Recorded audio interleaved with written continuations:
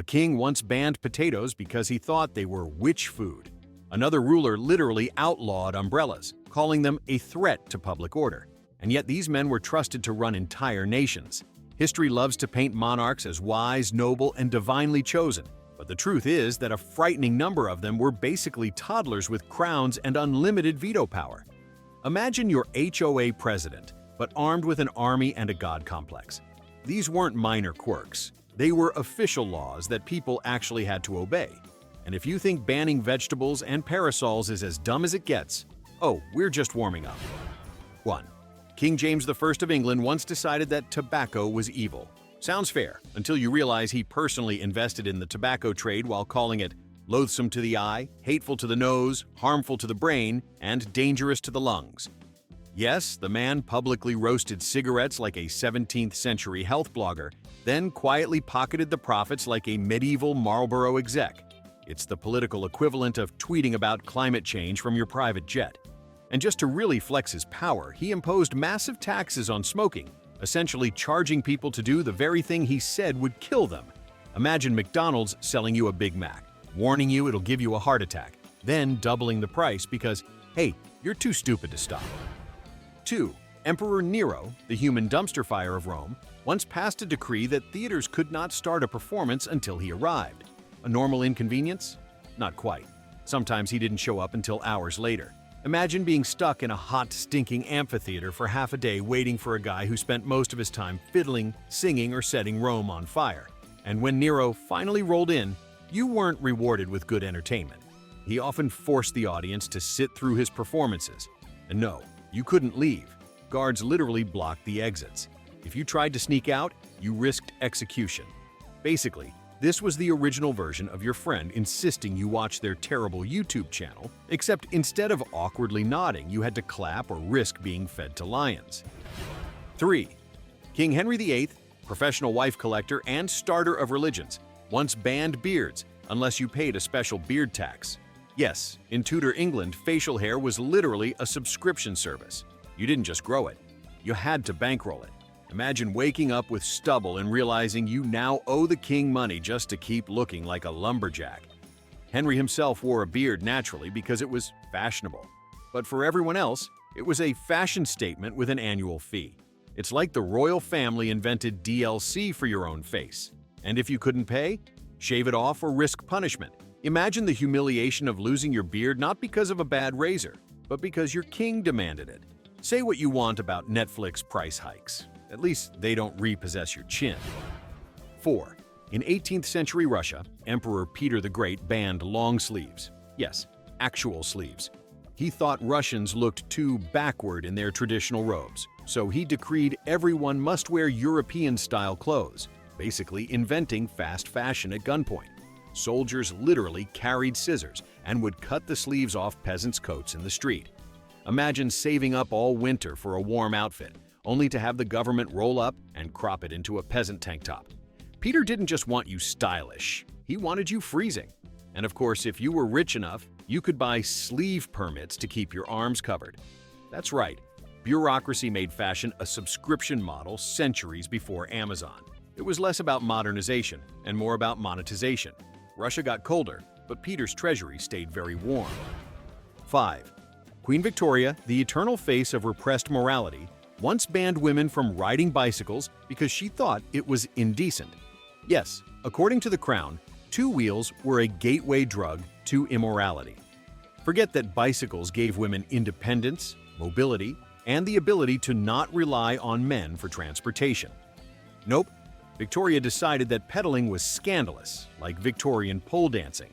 To make it worse, medical professionals of the era claimed bicycle riding could lead to unladylike pleasure, because apparently physics itself was indecent. So women were discouraged from cycling, not because it was dangerous, but because someone worried the vibrations might accidentally solve 19th century sexual frustration. Imagine banning Peloton today because it's too fun. This wasn't a law about modesty. It was about making sure women stayed bored and stationary. 6. Emperor Caligula, Rome's answer to "What if a frat bro ran an empire?" once declared war on Neptune, the god of the sea. How does one fight an ocean? By sending soldiers to stab the waves, of course. His decree ordered his legions to march to the shoreline, line up, and attack the water. Soldiers dutifully slashed the surf with swords and spears, then gathered seashells as spoils of war. Imagine risking your life in battle only to return home with a pocket full of clams. Caligula later paraded the shells through Rome as if they were gold treasures from a glorious conquest. This was less a war strategy and more a toddler throwing a tantrum at the beach. Forget expanding the empire. Caligula's greatest victory was proving that salt water is undefeated. 7. King Louis XIV of France, better known as the Sun King, once decreed that only he and his immediate family could wear the color purple. Purple, historically, was the power color. So Louis decided no one else could rock it without paying for permission. Essentially, he turned fashion into copyright law. If you wore purple without approval, it was considered treasonous. Imagine today's influencer announcing, "Sorry, only I can wear skinny jeans. Arrest everyone else." The irony?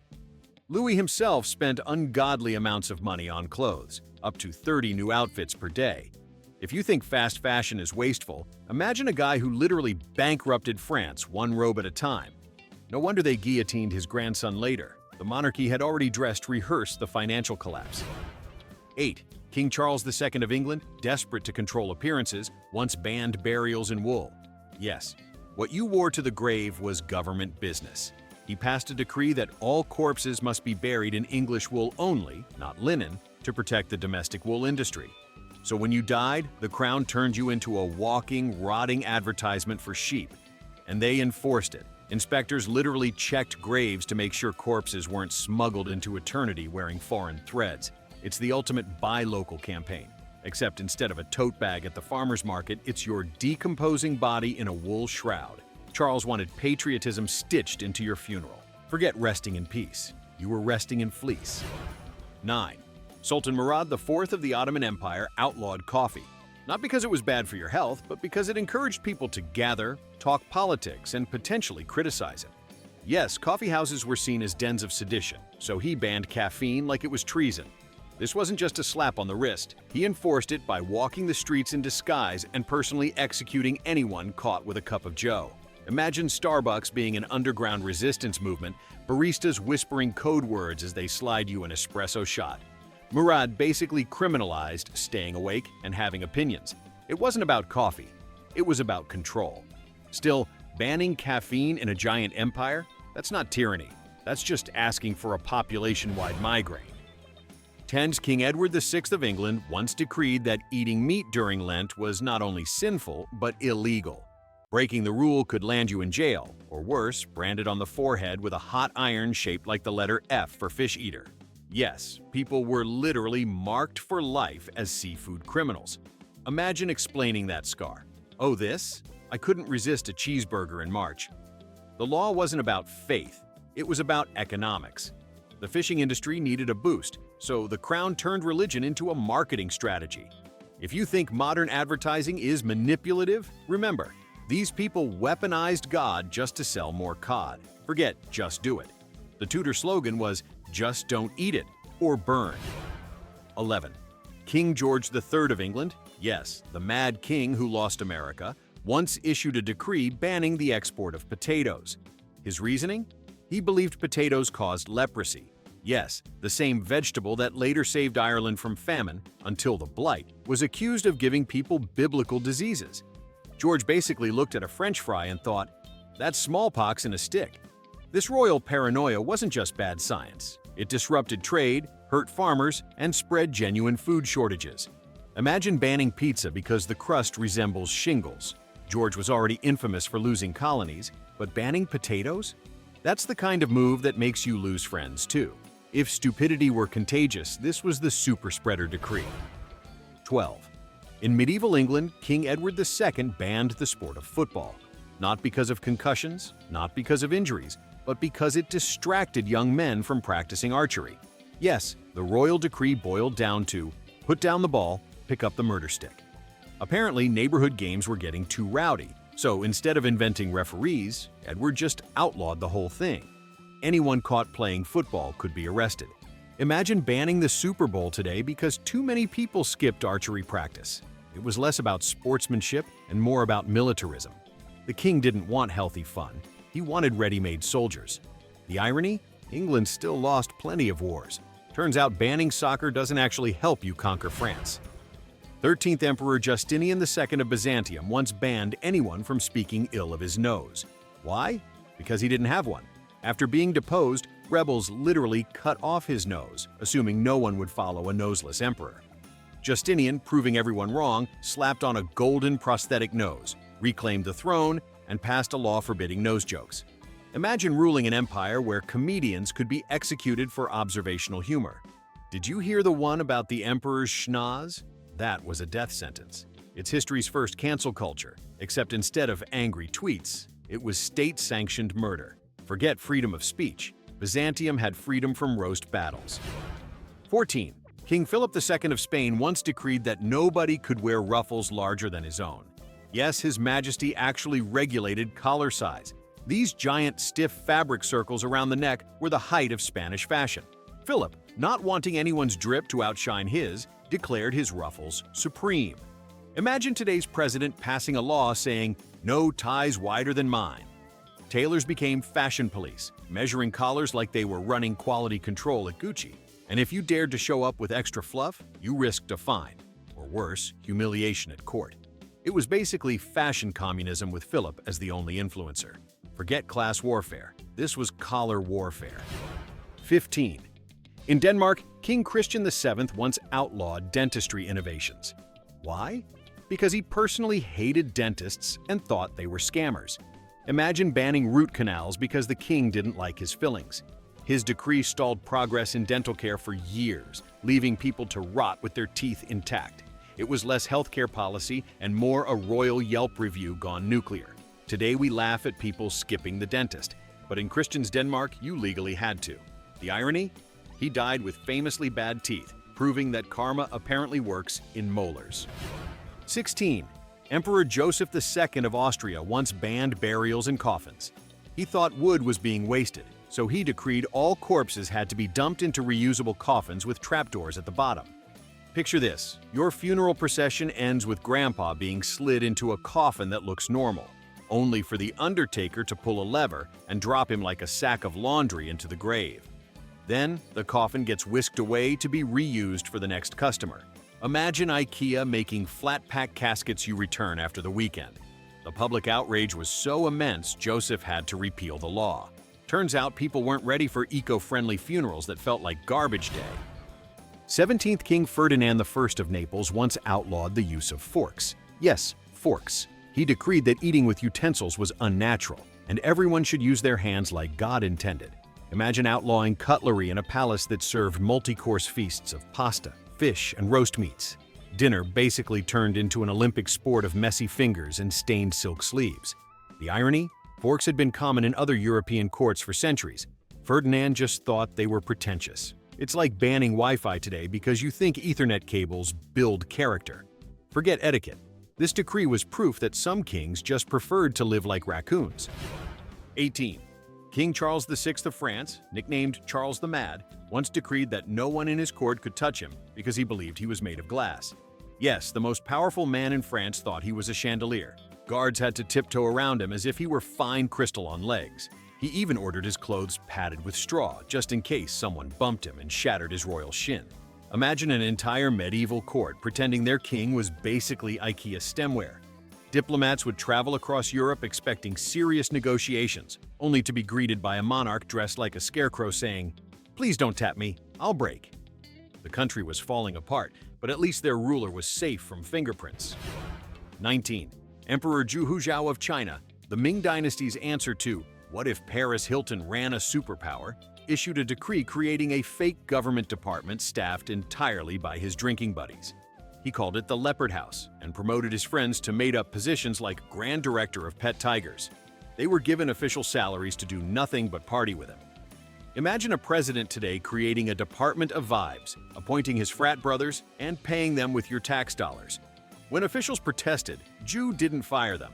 He just ignored the real government and hung out with his tiger bros. The man basically ran China like a frat house with a petting zoo. And yes, shockingly, the empire didn't exactly thrive under his rule. 20. In 1516, Duke Wilhelm IV of Bavaria passed the Reinheitsgebot, or beer purity law, which decreed that beer could only be made with water, barley, and hops. On the surface, it sounds noble, quality control. But the real reason? Wheat was too valuable for bread, and he didn't want peasants drinking it. In other words, the poor were banned from enjoying variety in beer because the Duke wanted cheaper sandwiches. It's like banning flavored vodka today so billionaires can have more bagels. Brewers who violated the law faced confiscation of their entire stock, which was then conveniently consumed by the Duke's court. Imagine being punished for your crime by watching your beer become an open bar for the elite. Bavarian innovation at its finest. 21st. Tsar Ivan the Terrible once issued a decree requiring all nobles to participate in his personal church, known as the Oprichnina, a cult-like organization where black-clad henchmen rode around Moscow terrorizing people with severed dog heads strapped to their saddles. Yes, this was state policy. Bring your pet symbol of intimidation to work day. Ivan's decree gave his secret police legal immunity to kill, torture, or confiscate property in the name of loyalty to the Tsar. It was less a law and more a formalized horror show. Imagine Congress passing a law tomorrow saying that every FBI agent must wear skull emojis on their uniforms and can legally vibe check you with an axe. Ivan didn't just centralize power, he weaponized Halloween. 22. In medieval Scotland, King James II banned the sport of golf. Not because it was boring, but because he feared it distracted soldiers from practicing archery. Yes, the royal decree was basically, put down the 9-iron, pick up the murder bow. Imagine banning Call of Duty today because the government is worried people will stop joining the military. The irony is that golf didn't even exist as a professional sport. It was literally just dudes hitting pebbles with sticks on windy fields. Yet the king declared it a national threat. He thought casual golf games were jeopardizing Scotland's defense, as if the English would invade mid-putt. In reality, James just proved that nothing is more dangerous than a monarch with too much free time. 23rd. Emperor Joseph I of the Holy Roman Empire once decreed that all priests had to shave their beards. The reasoning? He thought facial hair looked unkempt and distracted worshippers. Yes, apparently sermons about salvation were being ruined by the sight of a nice goatee. Priests across the empire suddenly found themselves facing fines, or worse, for keeping their whiskers. Imagine banning priests' beards in the 1700s, when half the population probably smelled like goat anyway. Beards were considered holy symbols in some traditions, but Joseph decided they were fashion violations. It's the equivalent of a modern president banning sneakers at church because Jesus wore sandals, so should you. Holiness apparently was skin deep. 24. Emperor Qin Shi Huang, the guy who built the Great Wall of China, also decreed that all books not about medicine, agriculture, or his dynasty should be burned. Yes, he basically invented cancel culture 2,000 years early. His decree aimed to erase history itself, because if no one remembered previous rulers, then obviously he was the best one. Scholars who resisted were buried alive. It's like banning Wikipedia today and throwing librarians into mass graves for insubordination. Qin wanted an empire where knowledge only existed if it flattered him. Forget knowledge is power. His version was knowledge is treason, unless it's a farming manual. He unified China, sure, but only after unifying ignorance. 25. In 1626, King Charles I of England decreed that Londoners must stay within 3 miles of the city to prevent overcrowding. His genius solution to urban sprawl? Make it illegal to live where people actually wanted to live. Imagine being arrested for moving to the suburbs. The decree was framed as a public health policy, but the real motive was money. Landlords in the city didn't want to lose tenants. So instead of expanding housing, Charles just froze the population like it was The Sims. Enforcement was a nightmare. How do you police moving boxes? But in true royal fashion, Charles ignored practicality. It was less town planning and more toddler logic. If I say no one can move, the problem disappears. Spoiler, it didn't. 26th. Tsar Peter III of Russia once decreed that his beloved collection of toy soldiers should be treated as part of the official Russian military. Yes, this was a grown man, running a massive empire, issuing orders for actual generals to salute his figurines. He forced soldiers to participate in mock battles with his wooden toys as if they were critical training exercises. Imagine the Pentagon holding live drills around a toddler's Lego fort. Unsurprisingly, Peter was quickly overthrown, not because of his toy obsession, but because he was generally incompetent. Still, the decree remains a reminder that, at some point in history, Russia's defense budget was partially allocated to glorified action figures. 27. King Louis XV of France once decreed that nobody was allowed to criticize his mistress, Madame de Pompadour. This was not just gossip control, it was law. Pamphlets, plays, and songs mocking her were banned under threat of imprisonment. Imagine a president making it a federal crime to roast his girlfriend on Twitter. Pompadour became untouchable, not because she was popular, but because royal censorship turned her into a legally mandated celebrity. Ironically, the more the king tried to silence mockery, the more popular underground satire became. It was the Streisand effect 2 centuries early, proving once again that when a monarch tries to control the narrative usually wins. 28th. Emperor Ferdinand I of Austria famously decreed, "Leave it as it is," in response to almost everything. Known for his severe epilepsy and cognitive impairments, Ferdinand essentially turned indecision into law. Ministers would present complex policies, and his ruling was always the same. Leave it as it is. Roads crumbling? Leave it. Economy collapsing? Leave it. It became the empire's unofficial national motto. Imagine Congress voting on a $1 trillion budget, and the president rubber stamping it with, "Hey, whatever." In a way, Ferdinand accidentally invented the ultimate bureaucratic time-saver. Don't fix anything, don't change anything, and hope the empire doesn't notice. Spoiler, they noticed. 29th. King Christian II of Denmark decreed that no one could criticize his love of commoners. He took a peasant mistress and then made it illegal for nobles to insult her. Yes, the king essentially outlawed shade. Anyone caught mocking her accent, clothing, or background faced punishment. Imagine dating someone your parents don't like, then responding by passing a law forcing them to say she's great at dinner. Instead of silencing criticism, the law made her even more infamous, fueling resentment among nobles who hated being legally required to clap for the king's girlfriend. It was royal insecurity weaponized. 30. Emperor Julian of Rome, known as Julian the Apostate, once decreed that teachers must pass a loyalty test to pagan gods before being allowed to educate students. Yes, he created standardized testing for religion. Christian teachers, regardless of skill, were banned from classrooms because they didn't worship the right gods. Imagine banning math teachers today because they don't believe in astrology. Julian framed it as protecting the empire's traditions, but really it was just gatekeeping with extra steps. The irony? Paganism collapsed shortly after, proving that decrees don't save religions. Netflix docuseries do. 31st. King Edward III of England once decreed that no servant or laborer could wear clothes above their social class. It was the original fashion police, literally. If you were caught wearing silk when you were supposed to be in wool, you could be fined or whipped. Imagine cops today stopping you for wearing Gucci sneakers because your bank account doesn't match. The law wasn't about fashion.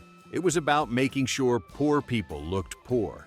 It cemented class divisions with fabric. Forget dressing for success. In Edward's world, dressing above your station was criminal cosplay. 32nd. Emperor Domitian of Rome once banned grapevines in certain provinces to prevent local competition with Italian wine. His decree basically said, "Drink Roman or don't drink at all." Farmers who disobeyed had their vineyards destroyed, which wrecked local economies. Imagine a law today forcing you to only buy Budweiser under threat of execution. The hypocrisy? Domitian himself was an obsessive wine drinker, enjoying vintages imported from regions he banned. It was less about protecting culture and more about ensuring all wine profits funneled straight to him. Cheers to monopolies, Roman style. 33rd. King Gustav III of Sweden issued a decree forcing condemned prisoners to drink coffee daily, not as torture, but as a medical experiment. He believed coffee was poisonous and wanted proof, so he made criminals his lab rats. 2 prisoners were sentenced to drink coffee until death, while doctors observed. The irony? Both prisoners lived long lives, outlasting the doctors assigned to watch them. Gustav was assassinated before the experiment even finished, proving coffee doesn't kill, but monarchs do. It was the world's first government-funded Starbucks study, and the prisoners came out looking healthier than the scientists. 34.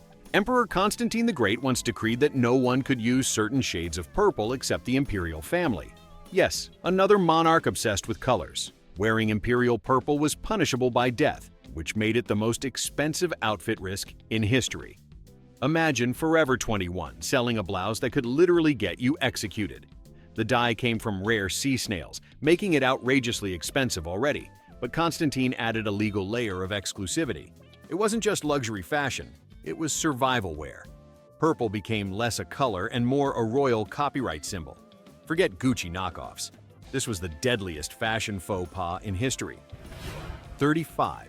King James II of Scotland banned guns, then immediately ordered everyone to practice archery instead. Yes, he outlawed firearms while forcing citizens to sharpen their medieval murder skills. Imagine Congress banning smartphones but mandating daily Morse code drills. The reasoning was that bows were more patriotic than foreign firearms, as if arrows were the Tesla of the battlefield. It was less about safety and more about nationalism with feathers. The result? Scotland lagged behind in gunpowder warfare, which worked out about as well as you'd expect. Nothing screams modern defense like equipping your army with technology already being replaced. It was basically the medieval version of banning Wi-Fi to protect fax machines. 36. Emperor Hirohito of Japan once decreed that only he could own white horses. Not generals, not nobles, just him. The logic? White symbolized purity, so obviously only the emperor was pure enough to ride one. Everyone else had to settle for beige, brown, or basically anything less Instagrammable. Imagine today's president banning Teslas unless he's the one driving, forcing the rest of us into used Hondas. White horses became a royal monopoly, reducing a majestic animal into a status prop. The message was clear. If you see a white horse, bow. If you're riding one without approval, prepare to die. Nothing says divine leadership like hoarding all the fancy ponies. 37. In 18th century Prussia, Frederick the Great issued a decree making it illegal to criticize potatoes. Yes, potatoes. He loved them so much that he banned anti-potato slander. Guards patrolled fields to protect the royal spuds as if they were crown jewels. Imagine arresting someone for a bad Yelp review of French fries. Frederick even staged fake scarcity by fencing off potato patches to make peasants think they were valuable, which tricked people into stealing them. Reverse psychology became agricultural policy, and it worked. Potatoes spread everywhere. Still, the idea that you could be jailed for saying, "I don't like mashed," is peak monarchy. Forget freedom of speech. This was freedom of starch. 38. King John of England, famously terrible at ruling, once decreed that Jews had to wear badges shaped like the Ten Commandments tablets. Yes, an early form of dress code bigotry, centuries before Nazis made it worse. It wasn't about religion. It was about humiliation, branding an entire population as permanent outsiders. Imagine if your government forced you to wear an emoji over your head everywhere you went. John was already hated for losing wars and bankrupting the kingdom, so naturally he added institutionalized discrimination to the list. It's the medieval equivalent of a landlord evicting tenants for owning cats. Petty, cruel, and completely unnecessary. 39. King Ferdinand II of Aragon once decreed that all ships sailing under Spain must carry a Catholic priest. Not for prayers, but to spy. Priests doubled as holy informants, reporting back to the crown about sailors' behavior. Imagine Uber requiring every driver to have a priest in the passenger seat just in case. Crews couldn't swear, gamble, or even skip mass without risking punishment. The voyages were less like adventures and more like field trips with the world's strictest chaperone. The law turned exploration into floating confession booths. Forget discovering new worlds. You were too busy apologizing for drinking rum. 40. Emperor Napoleon, the man who nearly conquered Europe, once decreed that everyone must call him Your Majesty the Emperor. Just emperor wasn't enough. He wanted the verbal equivalent of wearing a 10-foot crown. It's like forcing your coworkers to call you Grand Overlord of Accounting or else get fired. If you slipped up and addressed him too casually, you risked losing your job or your head. This wasn't about respect. It was about ego cosplay. Napoleon was 5'6", but his title added 6 more feet of arrogance. It was less a name and more a sentence. 41st. Emperor Diocletian of Rome issued a decree setting maximum prices for everything in the empire, from grain to gladiator wages. Sounds sensible, until you read the fine print. Anyone who broke the law, buyer or seller, could be executed. Yes, you could literally die for overpaying at the farmer's market. Imagine getting the death penalty for tipping your barista too generously. Naturally, the law was impossible to enforce and led to black markets everywhere. Instead of stabilizing the economy, Diocletian basically invented Craigslist. It's proof that when emperors dabble in economics, they tend to confuse market regulation with murder sale. 42. King Louis I of France once decreed that no one could own pigeons except the nobility. Why pigeons? Because they ate crops, and the nobles wanted their fields untouched. So the king essentially legalized bird-based terrorism against peasants. Imagine banning mosquito repellent unless you're rich, then releasing swarms for fun. Peasants couldn't kill noble pigeons even as the birds destroyed their food supply. The result? Starvation for the poor, all so rich landowners could enjoy feathery sky pets. It was the medieval version of Eat the Rich, except the pigeons ate first.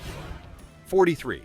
In ancient Sparta, kings decreed that newborns deemed weak or unfit were to be abandoned. Yes, the ultimate bad parenting law, state-sponsored infanticide. Elders inspected babies like faulty electronics and tossed rejects into a ravine. Imagine a government recall program for children. The idea was to keep Spartan society strong, but in reality, it turned survival into a lottery. Forget baby showers, Sparta held baby inspections. It's one of history's darkest examples of how absolute power can turn biology into bureaucracy. And yet, they still lost wars. Apparently, killing half your population at birth isn't the best military strategy. 44. Tsar Nicholas I of Russia issued a decree banning beards again. Russia really hated facial hair. This time, it wasn't about fashion modernization like Peter the Great. It was because Nicholas thought beards looked uncivilized. Never mind that half his empire lived in freezing conditions where beards were basically face insulation. If you wanted to keep your beard, you had to pay a tax and carry a beard license. Yes, men literally walked around with beard receipts. Imagine TSA agents checking facial hair at the airport. It wasn't just a grooming law, it was a bureaucratic nightmare disguised as a barber's dream. 45. King Philip V of Spain decreed that anyone accused of dueling would lose their noble titles, which sounds civilized until you realize that Spain still allowed bullfighting, where nobles literally fought bulls for fun. So, stabbing a man in the chest? Outlawed. Stabbing a 2,000-pound animal with horns? National pastime.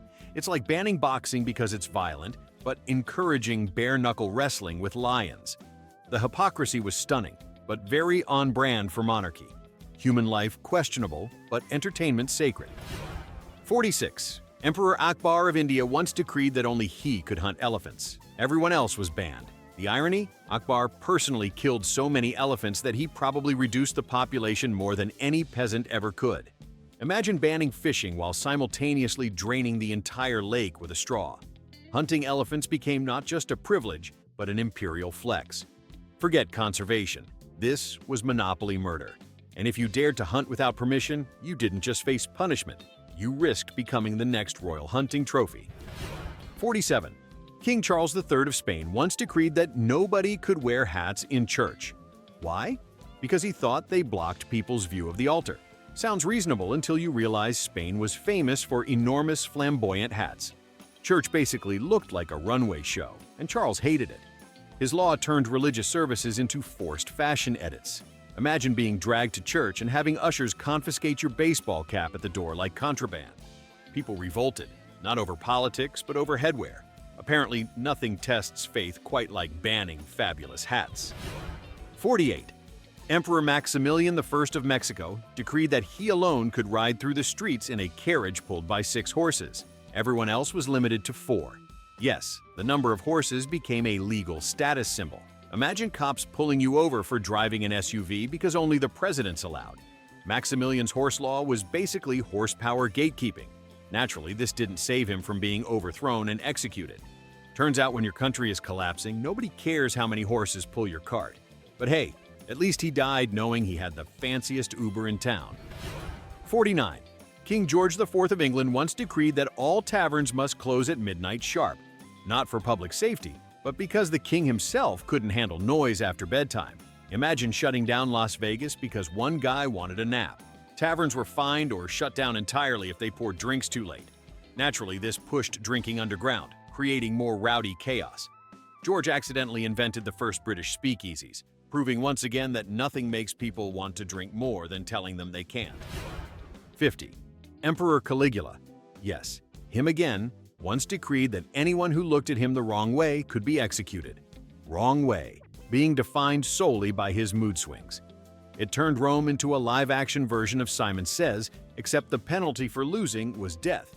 Imagine living in a society where eye contact is a capital crime. Citizens had to practice the art of not looking, staring at walls, floors, or their shoes in his presence. Rome didn't just have tyranny, it had optometry-based tyranny. Caligula wasn't just unstable, he was the original "don't make eye contact with the boss" warning. 51. And finally, the crown jewel of dumb decrees. King Charles VI of France, yes, the same glass king, once officially outlawed thinking about overthrowing him. Not plotting, not conspiring, not writing pamphlets, just thinking it. Treason, by decree, could happen entirely inside your head. Imagine being executed because the king decided you had bad vibes. Guards couldn't even prove it. Suspicion alone was enough. Thought crime wasn't invented by Orwell. It was perfected by a paranoid monarch centuries earlier. And the punchline: despite banning overthrow thoughts, Charles was still overthrown. Turns out you can't legislate reality out of existence, even if you think you're made of glass. Mic drop. And there you have it. Centuries of absolute power boiled down to a highlight reel of royal brain farts, proving that history was basically one long bad group project. Now it's your turn.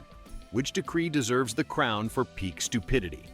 Drop your vote in the comments, share your own favorite examples of royal nonsense, and if you want more tours through humanity's greatest fails, you know the drill. Like, subscribe, and buckle up. The madness isn't over.